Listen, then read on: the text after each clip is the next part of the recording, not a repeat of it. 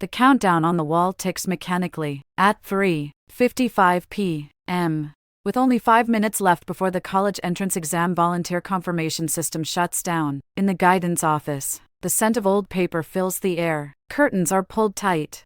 Light is dim. My hand rests on the confirmation key of the keyboard, and the screen clearly shows my first choice: Tsinghua University, Computer Science and Technology. Lily, stop dawdling.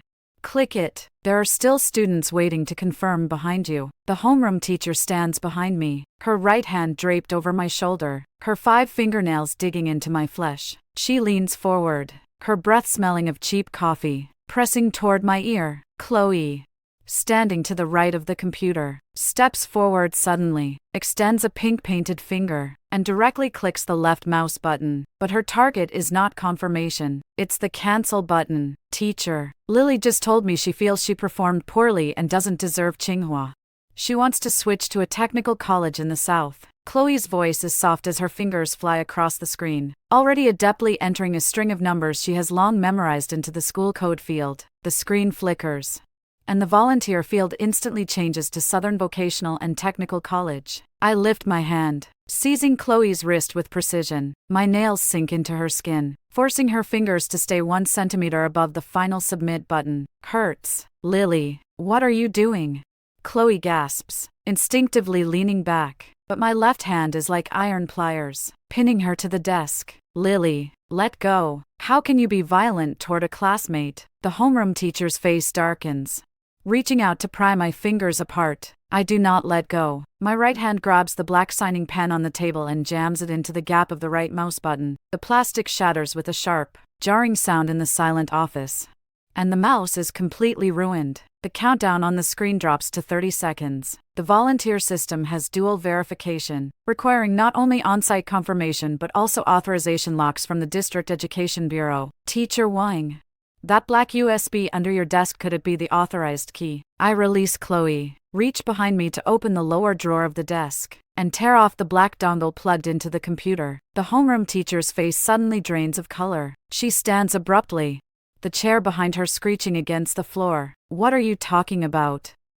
That is school property. Hand it over. Rule 3 of the school regulations. It is strictly forbidden for teachers to privately keep or use student volunteer modification authorization locks. I shove the USB drive into my school uniform pocket, step back, and lean against the closed office door. Someone's heavy footsteps suddenly come from outside. Chloe, ignoring the red mark on her wrist, screams and lunges toward the spare mouse on the table. Get the USB back. The system is going to shut down. Bang.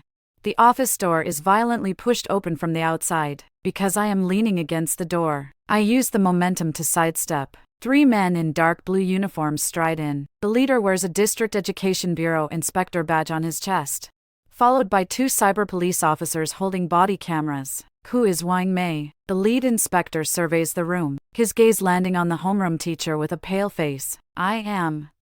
May I ask what's the matter? The homeroom teacher's voice trembles. I step forward, handing the black USB drive to the inspector. This is an illegal authorization lock pulled from Teacher Wang's computer. 1 minute ago, my account experienced an unauthorized attempt to alter my volunteer choices. The independent IP in the guidance office is transmitting modified data externally.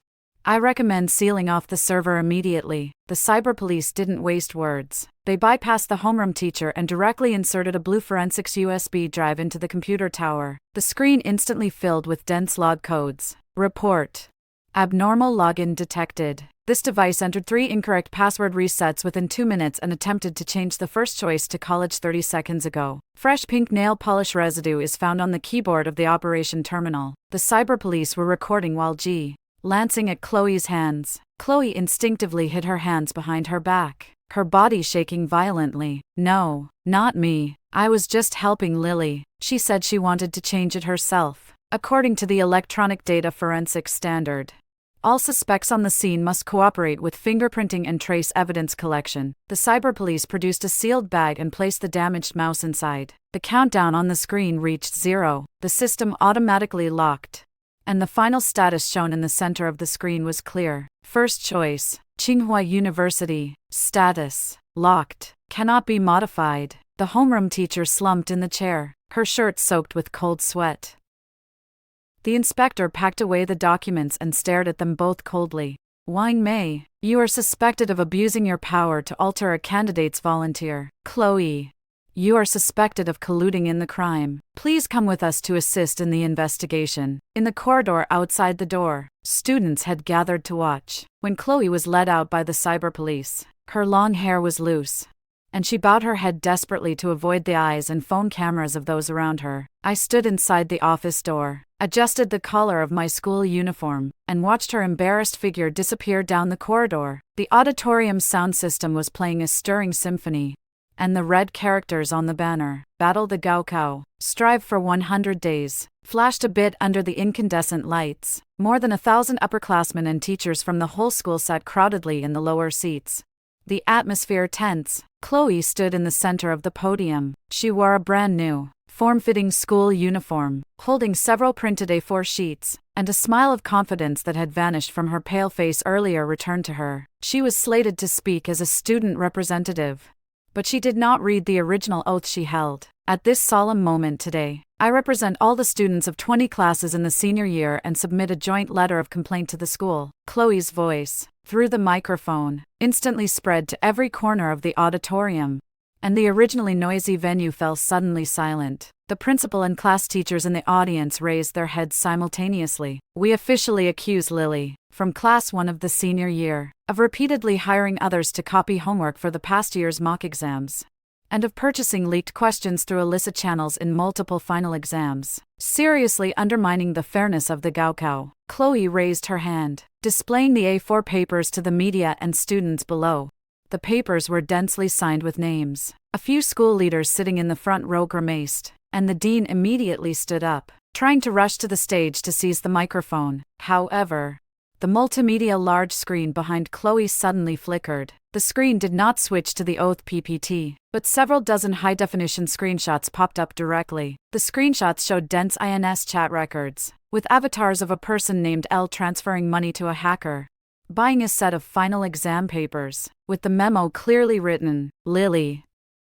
The audience erupted in an uproar, and countless looks filled with doubt and contempt instantly focused on me, who sat in the front row. I stood up, ignoring the pointing and whispers around me, and calmly walked along the corridor toward the stage. "Lily, please leave the venue immediately and go to the reception room to cooperate with the investigation." The dean blocked me at the side of the podium, his voice low and stern. "Director, since this is a real-name report and the evidence has already been projected, let the whole school see it all," I said, stepping past the dean and directly onto the podium, taking my place opposite Chloe. Chloe watched me approach, a slight smile tugging at the corners of her mouth, and in a voice only the two of us could hear, she whispered, "You're dead." I did not look at her. Instead, I reached out and unplugged the common USB from the multimedia control panel. The chat records on the screen vanished in an instant, turning into a blank page. Chloe's screenshots are quite impressive, but perhaps everyone doesn't know that the underlying system our school uses to submit homework and mock exam results is maintained uniformly by the District Education Bureau. Every student has an independent IP access log.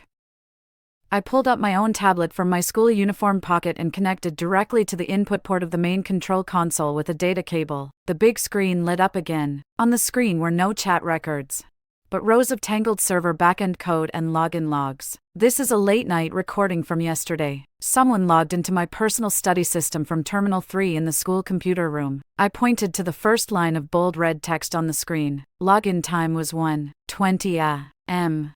Used brute force software, tried 42 times before successfully entering my system, and downloaded my historical assignment texts. I turned my head and stared at Chloe, whose expression was beginning to stiffen. Coincidentally, before logging off, this Terminal 3 also logged into a cloud drive account named Chloe 1998 Foot and exported the just downloaded assignment texts into an AI forging software, generating the chat screenshots you just saw. You're lying. These are fake codes you prepared in advance. You want to whitewash yourself. Chloe slammed the podium and screamed, "Is it fake code? Only the school network administrator knows best, but we can look at more direct evidence." My slender fingers lightly tapped the screen, and the image instantly switched to a piece of surveillance video. The night vision footage was clear. At 1:15 a.m., a figure in a hoodie, acting furtively, swiped a student card to enter the computer room. The moment the hood was pulled down, the face directly below the camera was Chloe. In the video, she sat in front of Terminal 3, glancing at her phone while rapidly typing on the keyboard. And also, about the signatures on the joint letter, I pointed to a few students in the front row who had just begun to stir. 20 minutes ago, Chloe promised to give each of you a set of high-stakes prep papers internal to the provincial experimental school, and the price is that you sign at the bottom of this blank sheet. Correct. The students in the front row turned pale, instinctively lowering their heads under the stern gaze of the principal. A louder clamor erupted in the auditorium, but this time all eyes jabbed at Chloe like knives. The principal's face had completely darkened. He signaled the security personnel by the stage. Take Chloe away.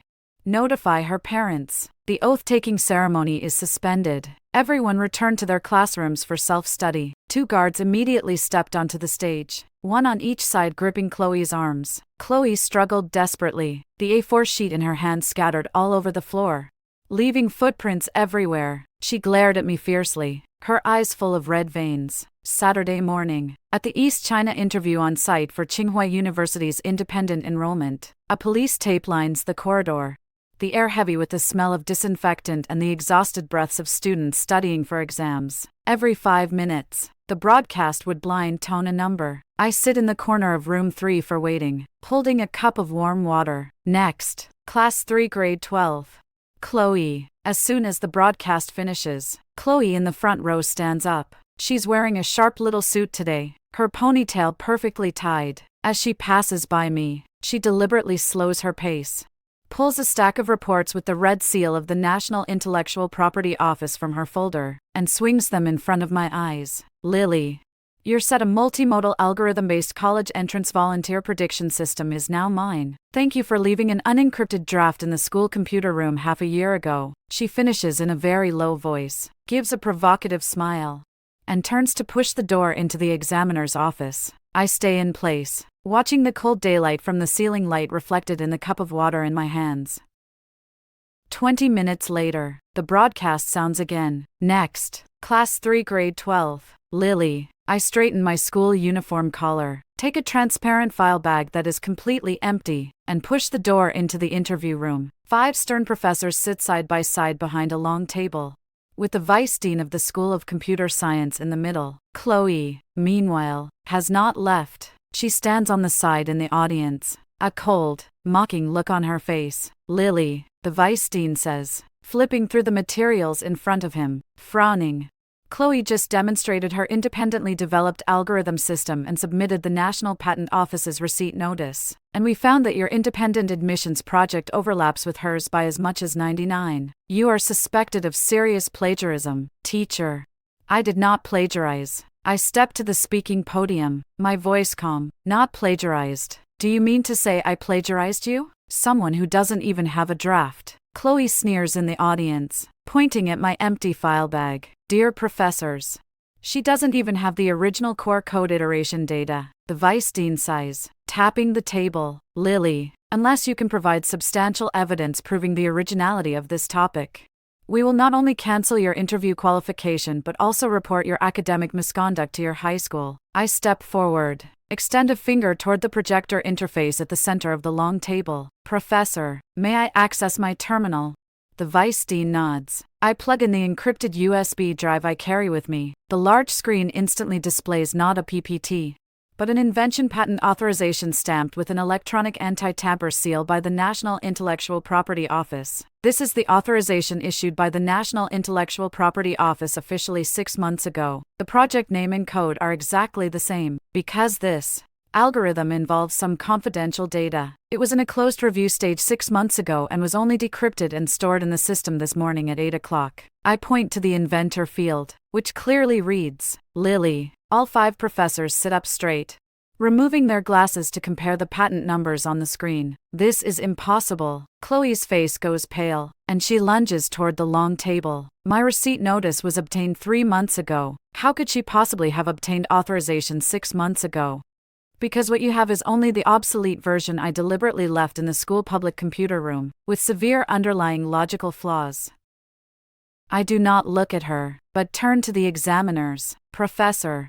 The code Chloe just demonstrated contains 2 redundant infinite loops at lines 407 and 1213. Those were deliberately left as numeric bait to test the system's fault tolerance. If you run the system with inputs exceeding 100,000, the server will crash. The young professor sitting on the left immediately tapped the keyboard and loaded the code Chloe had just submitted into the running environment. 3 seconds later, an eye-searing red error flashed on the screen. System crash. Chloe stumbled at her feet, nearly knocking into the chair behind her. Also, about how Chloe obtained this discarded version. I tapped the keyboard again, and the screen displayed a detailed bank statement and chat screenshots. This is Chloe, from Class 1 of Senior 3.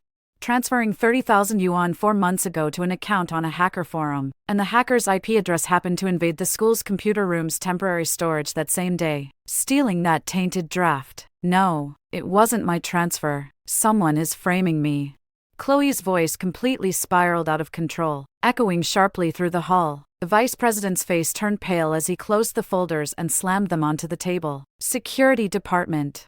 Come in. The vice president pressed the internal line on the desk. There has been a serious theft of others' scientific research and suspected admissions fraud. Contact the police immediately and transfer the relevant personnel and evidence. 2 security guards in uniform hurriedly push the door open, one on the left, one on the right, roughly lifting the incapacitated Chloe to her feet. Chloe's patent leather shoes dragged across the wooden floor with a screeching sound. She stared at me fiercely, her lips trembling, but she couldn't utter a single word. I pulled out the USB drive, bowed slightly to the 5 professors at the long table behind me, and said, "Professors, now we can begin the real interview." The night before the city's first mock exam, the corridor of the senior high school building was lit only by cold white emergency lights. I had just come out of the restroom, turned a corner, and saw Chloe standing by my desk. She wore a loose school uniform jacket, her hands slyly rummaging in the zipper of my backpack. She didn't notice me.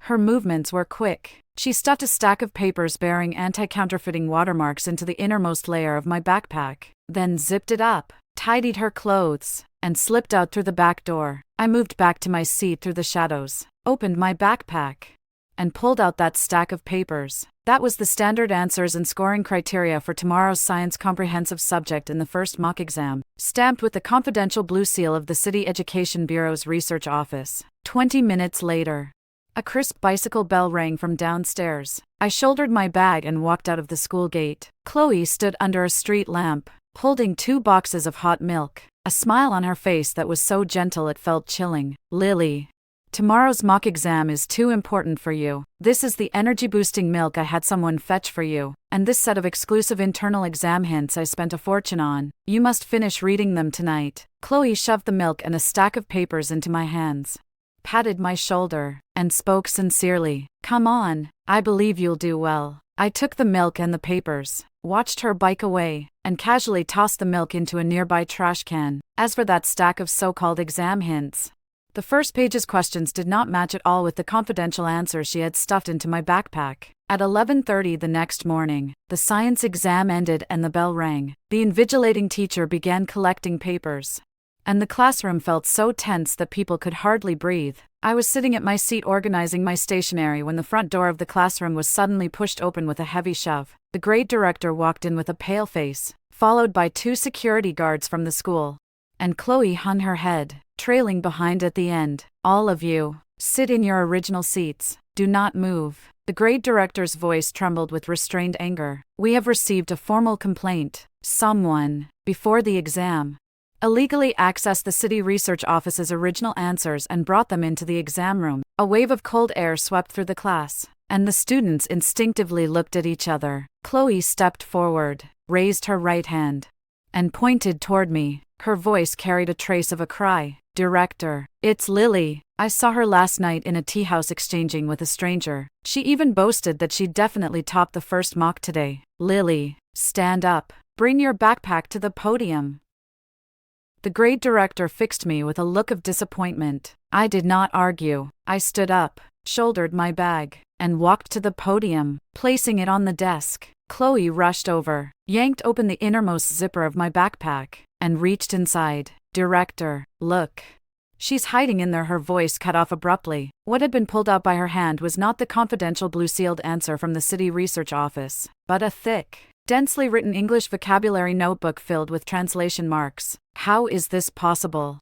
Chloe's face instantly changed color. She turned the entire bag upside down, the textbooks and pencil case scattered on the floor. But inside, besides ordinary school supplies, there was nothing else. Chloe, what are you looking for? I stood to the side, watching her calmly. Cut the act. It must be hidden on her. Chloe suddenly turned to the grade director. Director, search her body. The answers must be in her school uniform pockets. No need to search. I interrupted her, turning to the grade director. Director, at 7 o'clock this morning, I submitted an urgent item to the lost and found at the school's reception, because after last night's after-school, someone slipped a set of answers for the general science test, labeled top secret, into my school bag. The grade director paused.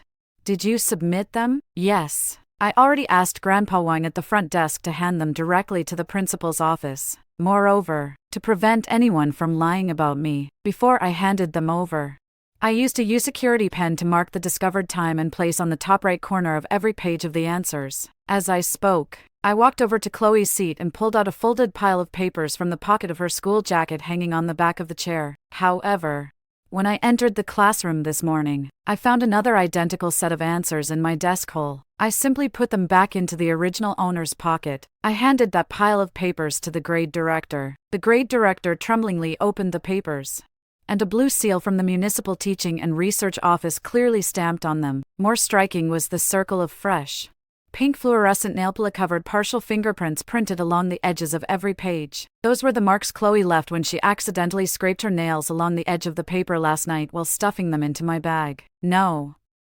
This isn't mine. It's her framing me. Chloe, staring at the papers in the director's hand, flung herself toward them with a crazed attempt to snatch them away. The security guards, quick of eye and hand, held her shoulders firmly from both sides, flipping her entirely onto the area beside the podium. Enough. The grade director slammed the answers onto the desk, his face turning from pale to purple. Chloe, evidence against you is clear. What else do you have to say? Come with me to the principal's office at once.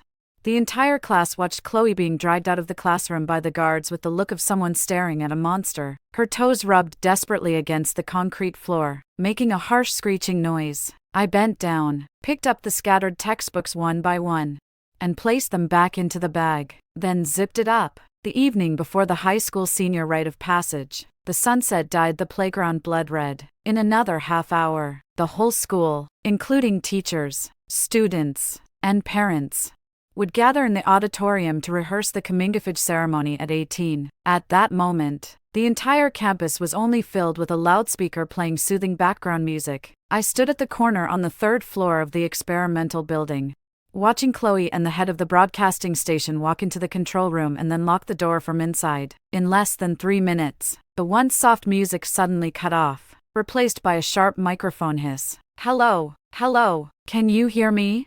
Chloe's voice came through the broadcast, slightly distorted, as if she were privately chatting with someone, but the volume was amplified countless times through the speakers in every classroom and corridor. Are you sure this recording goes out? Lily will be completely ruined. That was the broadcasting station chief's voice. Then a segment of extremely clear dialogue came through. You can take this 100,000 yuan now. As long as you help me handle this matter, you'll get your benefits. That was my voice, very slow, with a hint of impatience. Don't worry, Lily Jia. I've taken care of district on my end. Your perfect score and autonomous admission slot will be untraceable. Next time there's this kind of deal, come to me again. A coarse male voice followed. The whole campus fell silent at once. The students who had been setting up the venue on the playground stopped what they were doing, looking up in shock toward the loudspeaker. Even in the silent hallway, I could hear whispers coming from downstairs. The control room door remained locked. I walked to the door, raised my right hand, and knocked 3 times on the door with the back of my hand. Not too hard, not too soft. The voices inside stopped abruptly, and the recording was cut off instantly. Who is it? It's broadcasting time now. Please do not disturb. Came the principal's frantic cry from inside. I did not answer. I turned to the side, revealing two people standing behind meth head of the school's security division, Lou, and two uniformed police officers who had rushed over after I reported the incident. Lou drew out a spare key and twisted the lock with a hard turn. Click. The door opened. Chloe was sitting at the sound mixer with headphones on, still holding an audio adapter cable. Seeing the police enter, her face drained of color in an instant, and the end of the wire dropped to the ground with a clack. Police officers. It's her. She suspected of using the school broadcasting system to publicly play a forged recording, and she's maliciously defaming and assaulting me. I stood at the doorway, pointing to the phone on the mixer. We were just testing the equipment. That wasn't forged. That was Lily's own voice. Chloe stood up abruptly, pointing at my nose and shouting. All the students heard of evidence that she buys grades with money. The police stepped forward and sealed the phone and the voice recorder on the mixer in professional evidence bags. Suspect Chloe. Please come with us to the station for assistance with the investigation. The policeman looked at her coldly. The claimant Lily submitted the complete original master's and voiceprint authentication report to us an hour ago. I handed my tablet to the other officer behind me. The screen displayed a professional forensic report. Chloe, you may not know it, but the so-called acquaintance you sought was actually an intern at my cousin's digital audio studio. I looked at her, my voice devoid of any fluctuation. You spent 5,000 yuan to have him use AI to synthesize my voice, stitching together my English-speaking contest speech with an unrelated conversation. A video then played on the screen. In the video, that young man who looked like a petty thug faced the camera, holding up his ID card, honestly explaining in detail how Chloe transferred money via INS and directed him to record this audio. Even the INS named Chloe Shine and the transfer records were clearly captured. This can't be. He clearly promised me he would delete the records. Chloe stared at the screen in despair, her body slackening as she collapsed into the tuning chair.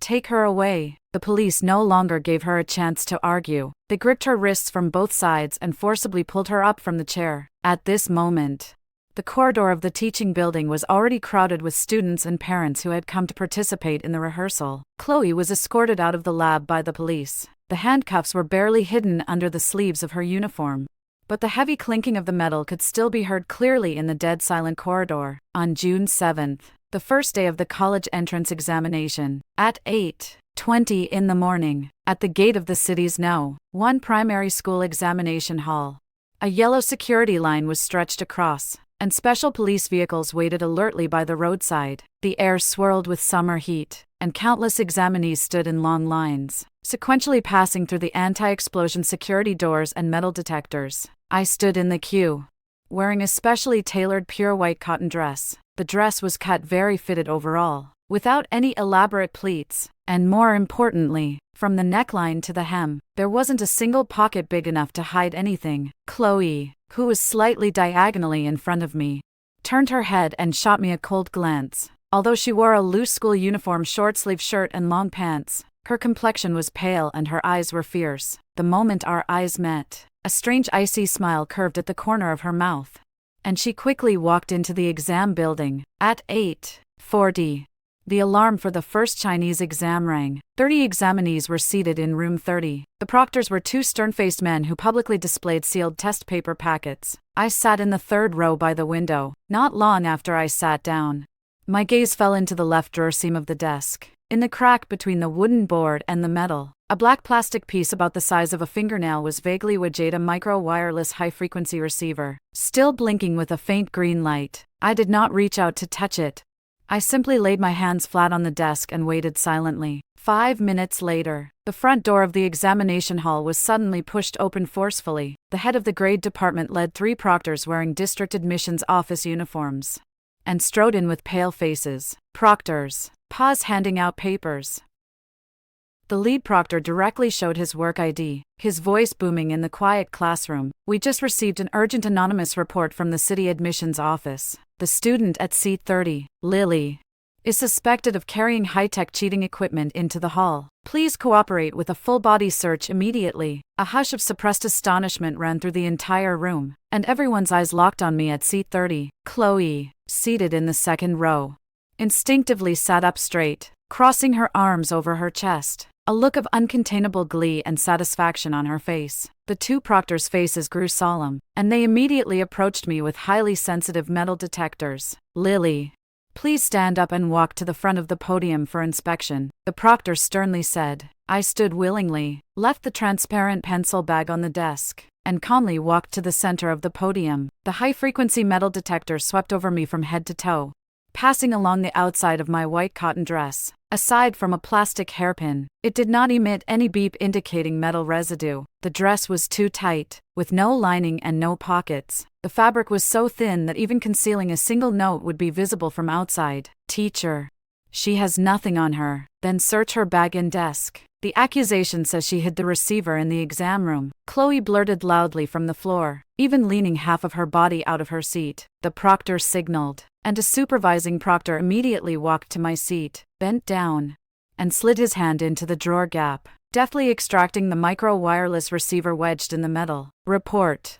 A high-frequency wireless signal receiver module has been found." The proctor placed the plastic piece into a sealed bag and held it up for everyone to see. "What do you have to say now?" Chloe slammed the desk, stood up, and her voice was sharp. "Lily, this is the college entrance examination. You actually dared to cheat on it. Your life is ruined." "Indeed, I don't have much to say." I stood on the podium, looking down from a high vantage at the out-of-control Chloe. "Inquisitor, this receiver isn't mine, because before I entered the exam room today, I already completed the metal-free certification at security. Instead, I reported my classmate Chloe to my left front, who had copied the answers onto her own body." "You're lying through your teeth."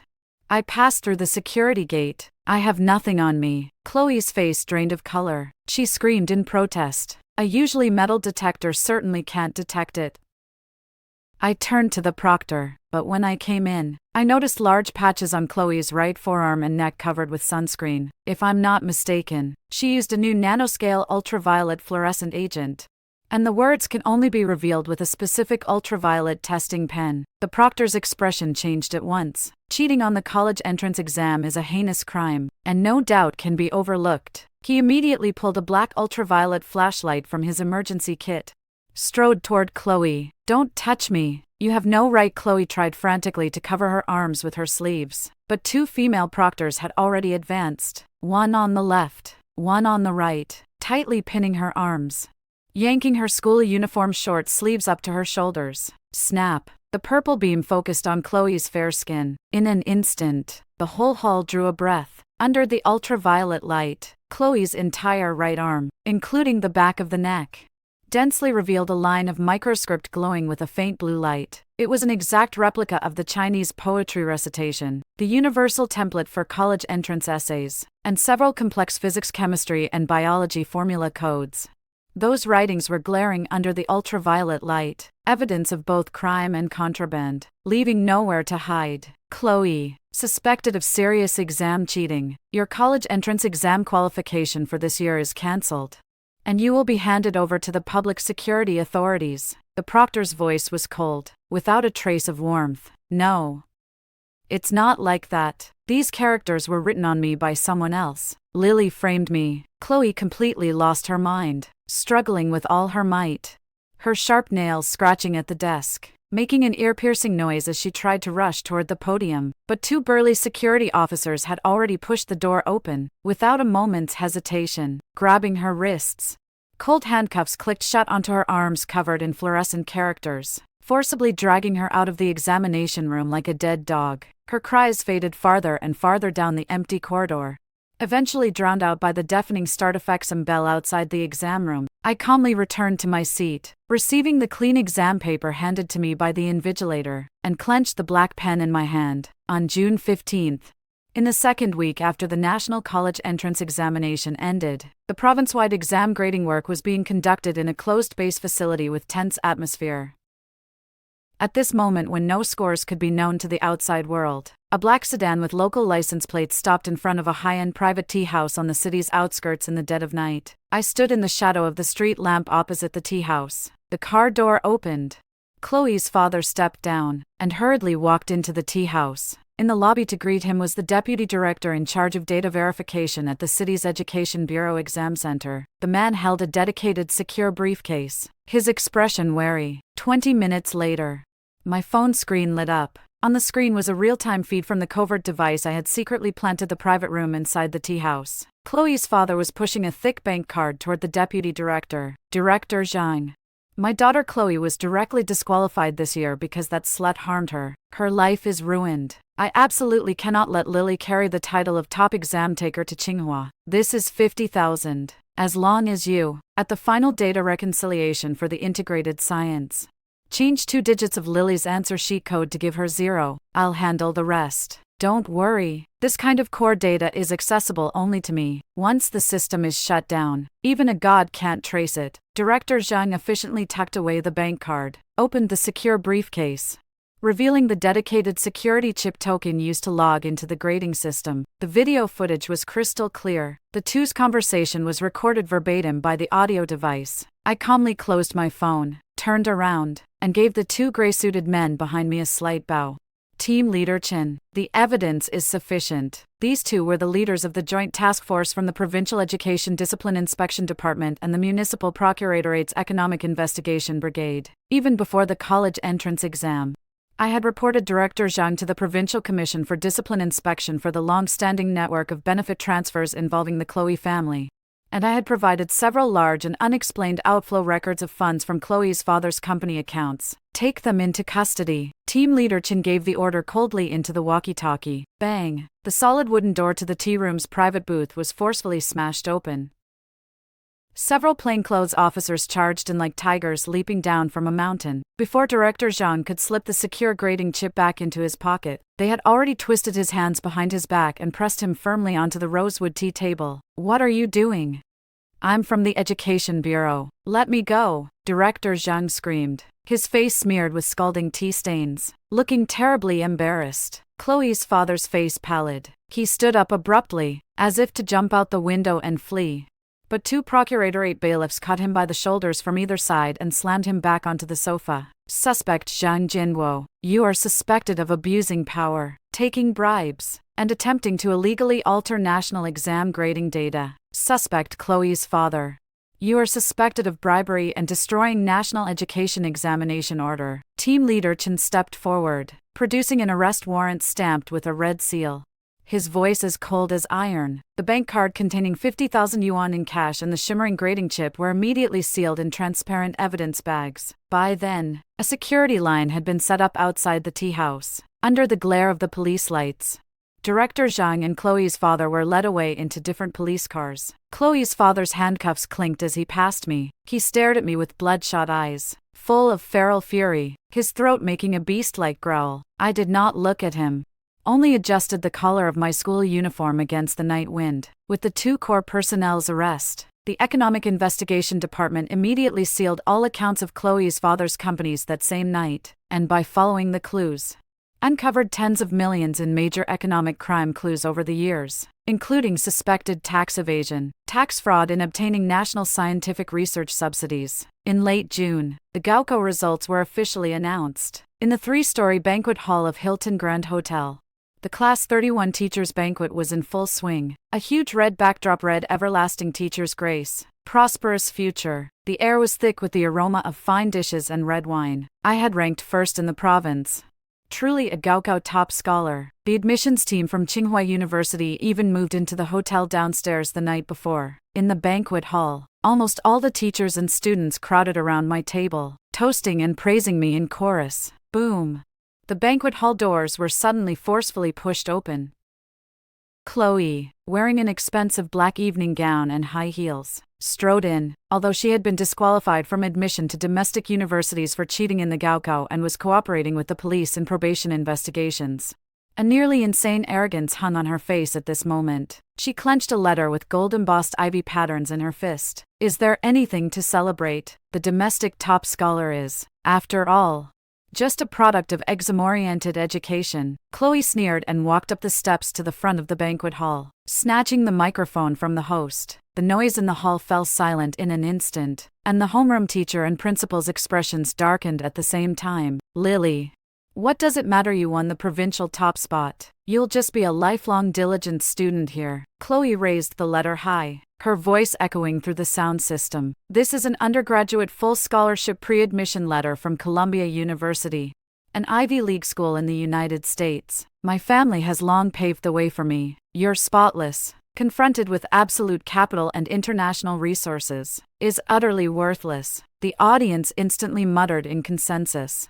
Many of them looking at me with complex gazes. I did not retort. I merely stood up from my seat, holding my phone, and calmly walked through the tables toward the podium. Chloe, your admission notice is indeed very impressive. I stood below the stage, connecting my phone to the banquet hall's large LED screen via Bluetooth. But before you boast to everyone, you'd better first check your personal email. The screen suddenly lit up. It was an urgent official email just sent by Columbia University's admissions office, bilingual in English and Chinese, copied to the city's education bureau and our school's official inbox. In light of the applicant Chloe's submitted admission materials, the independently completed International Youth Research paper has been confirmed to be 100% plagiarized from Chinese scholar Lily's invention patent. And we have received an official notice from Chinese judicial authorities regarding the student's serious cheating in the National College Entrance Examination and the initiation of investigations. The Columbia University Admissions Committee has decided. Immediately revoke Chloe's pre-admission qualifications, place her on the global higher education blacklist, and inform Ivy League schools. At the end of the email, the electronic signature of the Columbia University admissions director flashed with a cold light. This is impossible. This is a forged web page. My dad clearly already wired $3 million to that middleman. Chloe screamed hysterically on the stage. And due to the force of her movements, one of her high heels twisted, and she fell clumsily to one side of the podium. Did you say $3 million?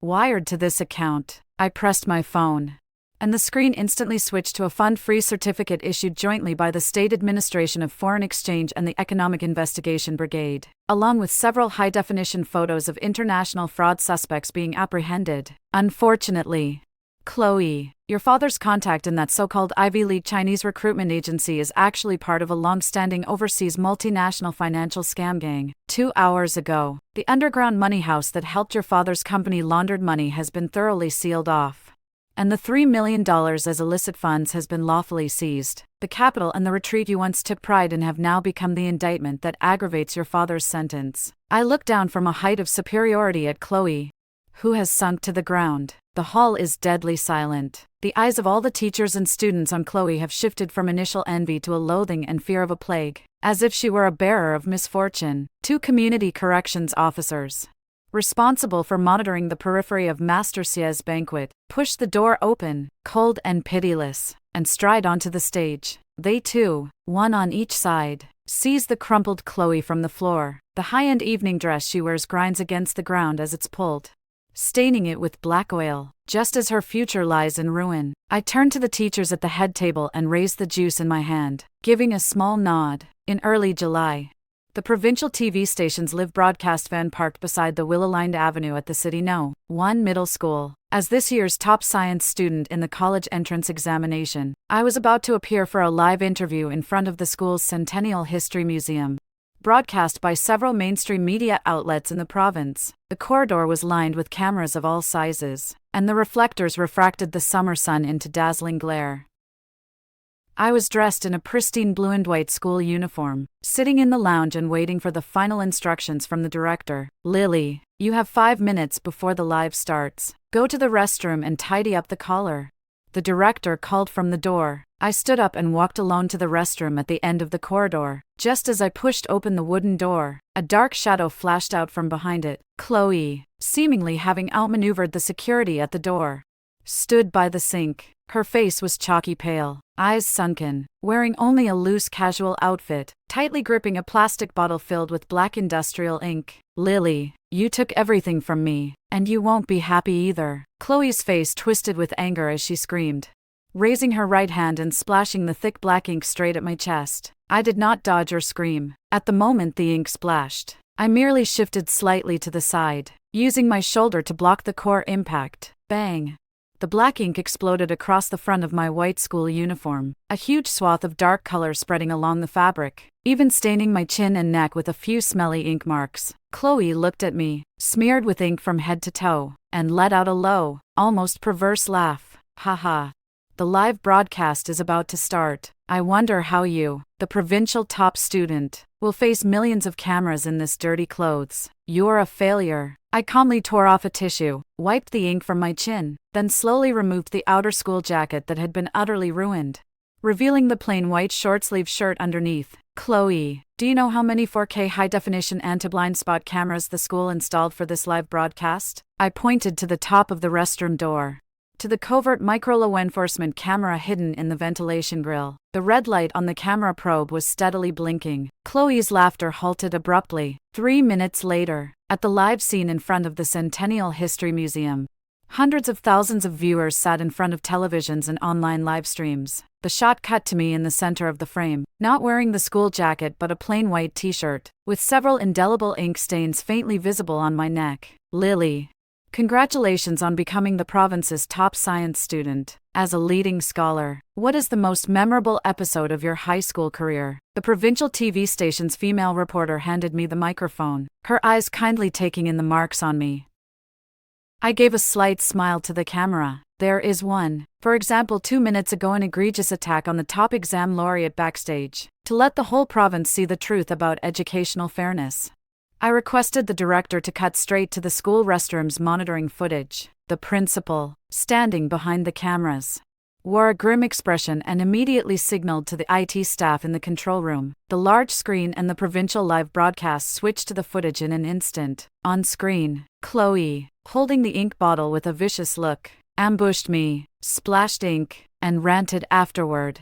All shown in 4K ultra-high definition, leaving no detail hidden for millions of viewers across the province. This person who sabotaged the live broadcast, Chloe, is suspected of exam cheating and cross-border fraud and is currently under probation supervision. Today she has once again violated. The rest of the sentence is cut off in the provided text. My voice, through the live microphone, echoed clearly and calmly to every corner. The barrage of comments in the live room exploded in an instant, and the fury of spectators across the province was completely ignited. Before the live broadcast ended, 3 on-duty campus police officers and armed police who had received the automatic alert rushed into the bathroom, pinning Chloe directly into the sticky black ink stains as she was attempting to escape through the rear window. The cold handcuffs clicked shut around her ink-stained wrists, and she was dragged like a mad dog out of the teaching building and tossed into the waiting police car outside the school gate. I averted my gaze, adjusted the microphone in front of my chest, and smiled,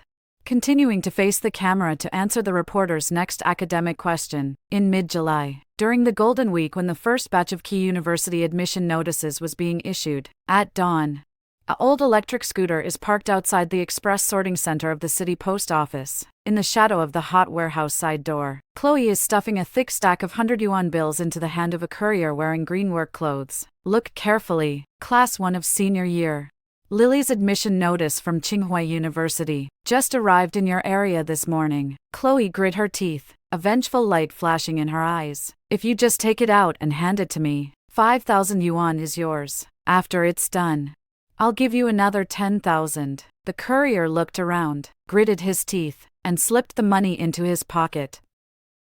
Okay, I'm the one responsible for sorting these items. 10 minutes later, wait for me behind the wall, and I'll hand it to you. Their movements were swift.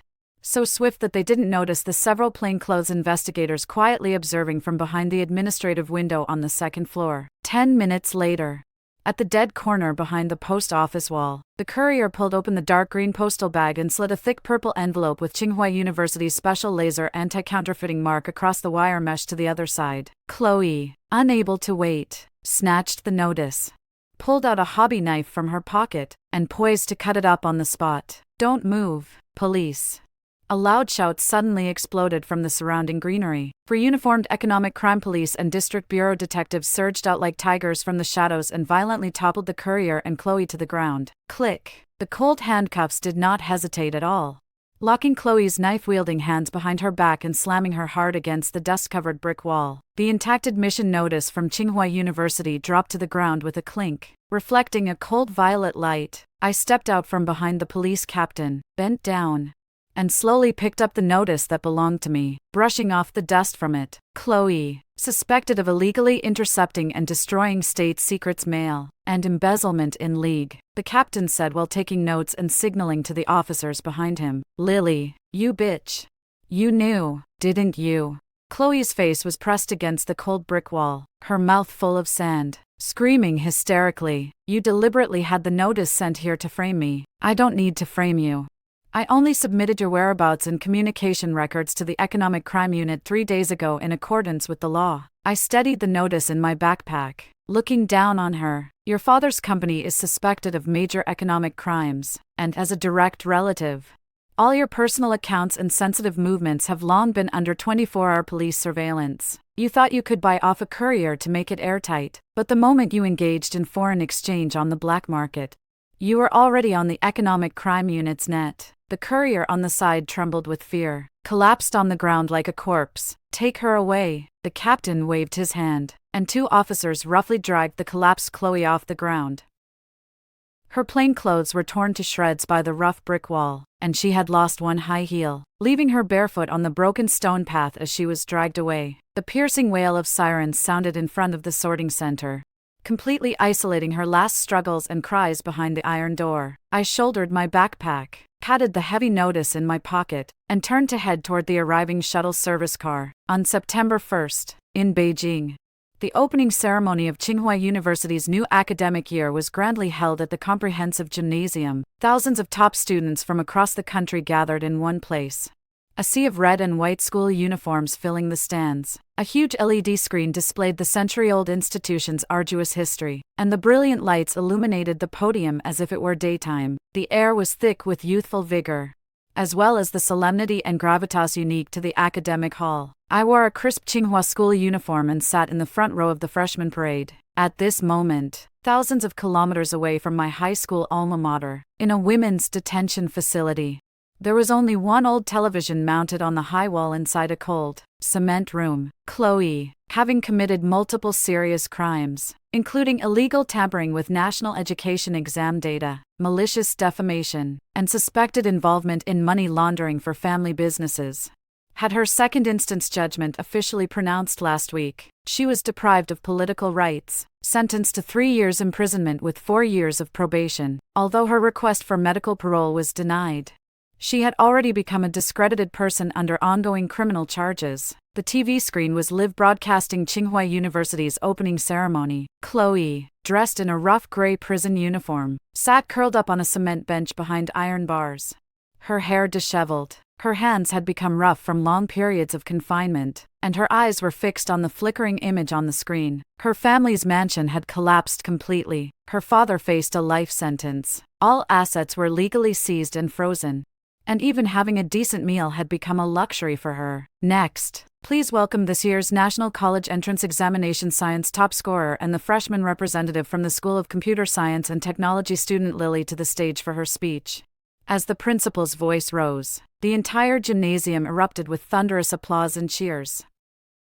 Thousands of admiring, envious, and respectful gazes focused on me in that moment. I stood up, calmly adjusted the collar of my uniform, and walked steadily up the stairs to the podium. The big screen flashed to a close-up of me. In the lens, my eyes were clear and resolute, the blue and white uniform pristine, no longer the naivety of high school. Instead, there was a calm, piercing confidence that could perceive everything. In the detention facility, Chloe leaped toward the iron bars, her hands clawing at the cold iron, her nails scraping a screeching cry on the rust. She stared at the me on the screen, who stood high and surrounded by countless halos, and let out a wild, despairing whine in her throat. That was the position she had schemed to seize.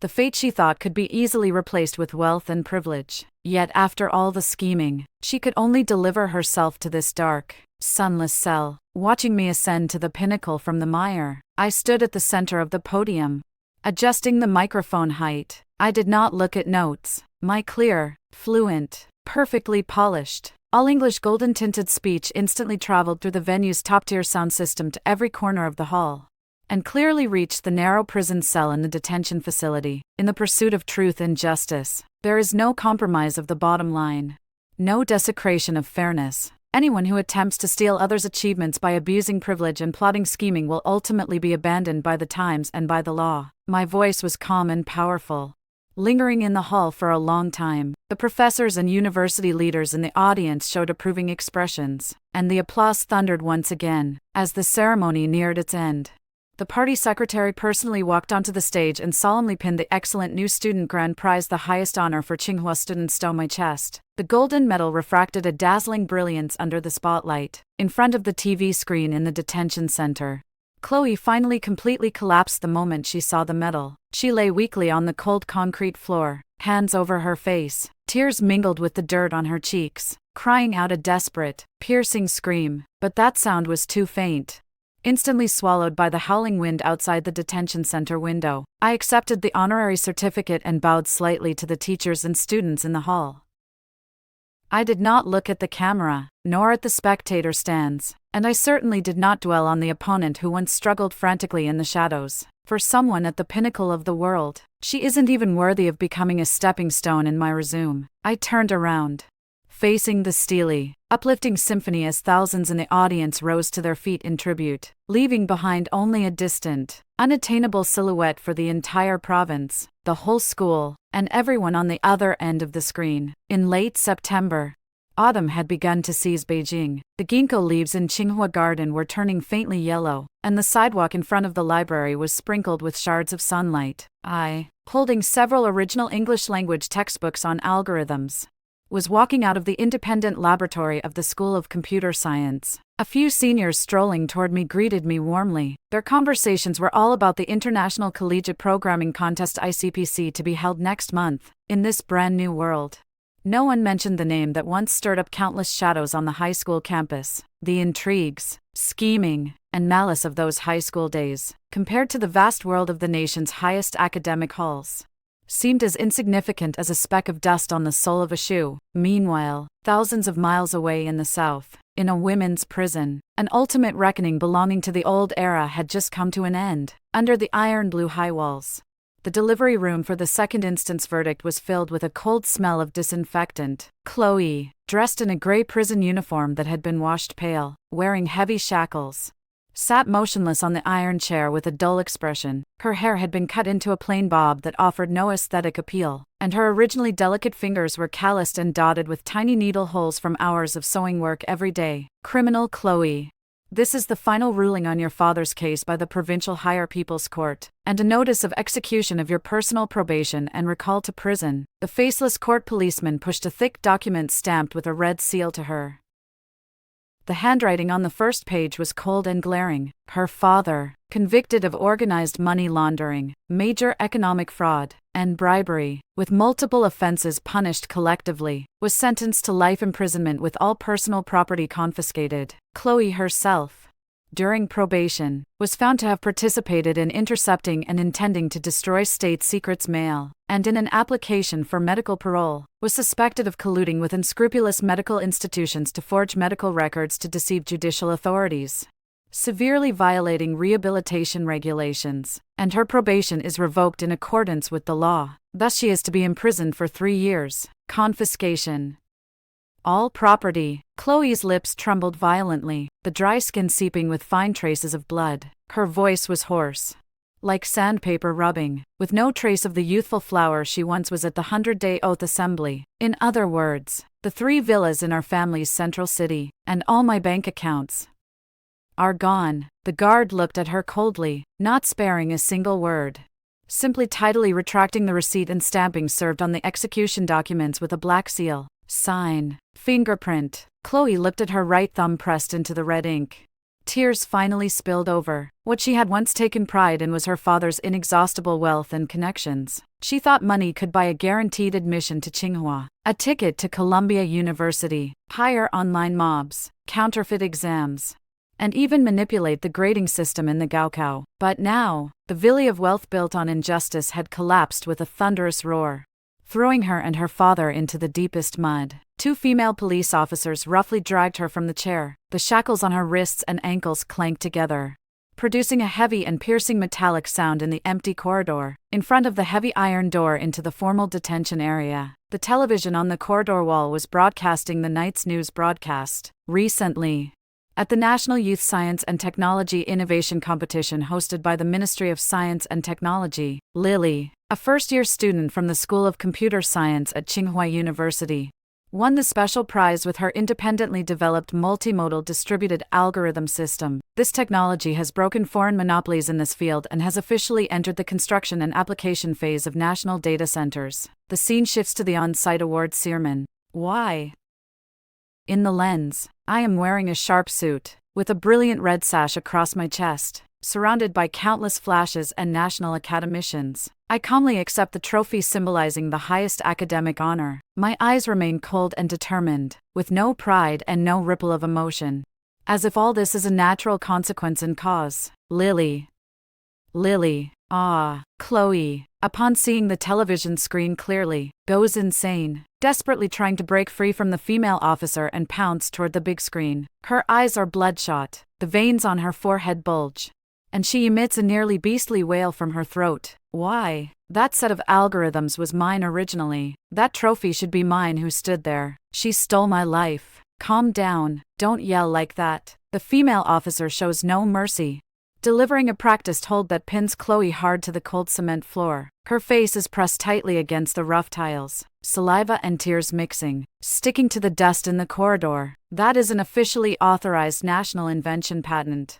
The inventor has always been just Lily. What you stole back then was only a scrap of paper filled with fatal loopholes. And now you're still living in a dream. The officer's icy voice is like a hammer, crushing her last illusion. The iron gate with a clang shuts heavily behind Chloe. Darkness swallows her in an instant, awaiting nearly 1,000 days and nights of mechanical labor at the sewing machine, and a lifelong criminal record after release. In a society that highly values credit, she will never be able to pass the civil service exam, enter mainstream enterprises, or buy high-speed rail or air tickets. She will forever exist like a shadowy rat, struggling at the bottom. Meanwhile, in Beijing, in a Tsinghua garden laboratory, I close the academic report in my hands, and my slender fingers strike the final line of core code on the keyboard. The sunset outside the window paints the horizon in a brilliant gold, spilling onto the laboratory's clean, orderly desk. The phone rings. Me mentor calling to inform me that the visa for the International Academic Summit in Sweden next week has been processed. I hang up,